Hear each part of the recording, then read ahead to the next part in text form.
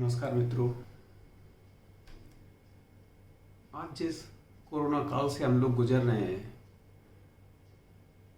और जब ये समाप्त होगा तो हम लोगों के बीच में हमारे बहुत सारे मित्र नियर डियर नहीं होंगे। हमें सिखाया गया है कि सब कुछ भूल के आगे बढ़ो,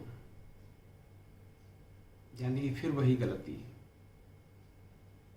जो भूलें हमने की हैं प्रकृति का दोहन करके आज उनको भुगत रहे हैं। पिछले साल सब कुछ ऐसा ही हो रहा था यूरोप में और हम जाग नहीं रहे थे, क्योंकि ये तो सब जगह होना है। जहाँ जहाँ प्रकृति के दोहन हुए हैं वहाँ ये होगा। मेरा आपसे अनुरोध है कि जब भी ये कोरोना काल समाप्त हो, इन घटनाओं को भूलिए मत और एटलीस्ट हम किसी पंडित, किसी एस्ट्रोलॉजर के कहने से पितरों की पूजा करने लगते हैं। अलग अलग जगह जाके हजारों लाख रुपए खर्च करते हैं, लेकिन हम उन पितरों को भूल गए जिनका कि पृथ्वी पे हमसे पहले कई लाख साल पहले आए थे, यानी कि वृक्ष, पेड़। एक आत्मा होती है हर पेड़ में, और हमने धीरे धीरे अपने विकास के नाम पर, अपनी मौज मस्ती के नाम पर उस प्रकृति को ख़त्म करते चले गए। वापस आप प्रकृति को रेस्टोर करेंगे तो इस तरह की आपदाएं आनी बंद होगी, अदरवाइज ये जाने वाले नहीं है, ये फिर किसी न किसी फॉर्म में आते रहेंगे। तो एक बार फिर से उस प्रकृति की पुनर्स्थापना करिए और यही सोच के कि जो लोग हमारे बीच नहीं है या आने वाले समय में हमारे लिए, क्योंकि एक आदमी जब मरता है तो एक छोटा पेड़ पूरा जला लेता है अपने लिए, लेकिन क्या नेचर को वो देता है? क्योंकि नेचर को पैसे में कोई सौदा नहीं हो सकता है। आपको अपने से 10 गुना और 100 गुना, 1000 गुना देंगे तो नेचर आपको देगी। और हाँ, जो भी आपके आसपास लोग हैं सबसे एटलीस्ट फ़ोन में टच में रहिए, क्योंकि अभी सब बेबस हैं। आज आपके पास महंगे इंश्योरेंस हो सकते हैं, पैसे हो सकते हैं, लेकिन आपको एक हॉस्पिटल में बेड मिल जाए इसकी कोई गारंटी नहीं है।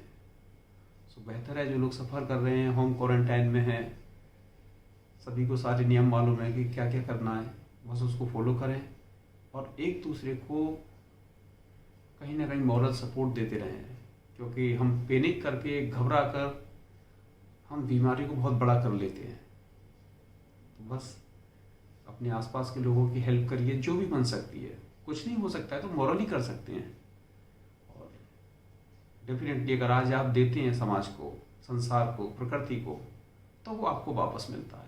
लेकिन आज भी मैं देख रहा हूँ कि हमारी संवेदनहीनता कितनी बढ़ चुकी है कि एक इंजेक्शन जो 800 रुपये का है वो 80,000 का भी बिक सकता है। एक नारियल जो 40 रुपये का था वो आज 100 रुपये का बिक रहा है।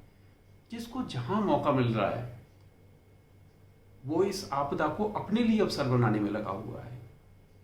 लेकिन याद रहे कि जब वो भी लोग इस लाइन में आएंगे और आ रहे होंगे जो उनको पता नहीं होगा, क्योंकि कर्मा कभी पीछे नहीं छूटता है। कर्मा पे करना ही होता है किसी ना किसी को, किसी ना किसी फॉर्म में।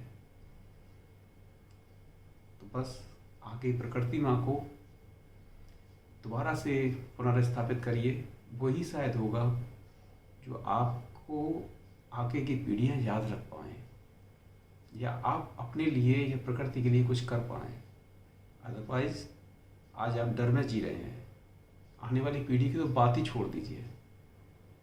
और जिन्होंने प्रकृति का विनाश हुआ था, जब जब बड़े बड़े डायनासोर नहीं रहे, हमारी मनुष्य जाति की क्या औकात है?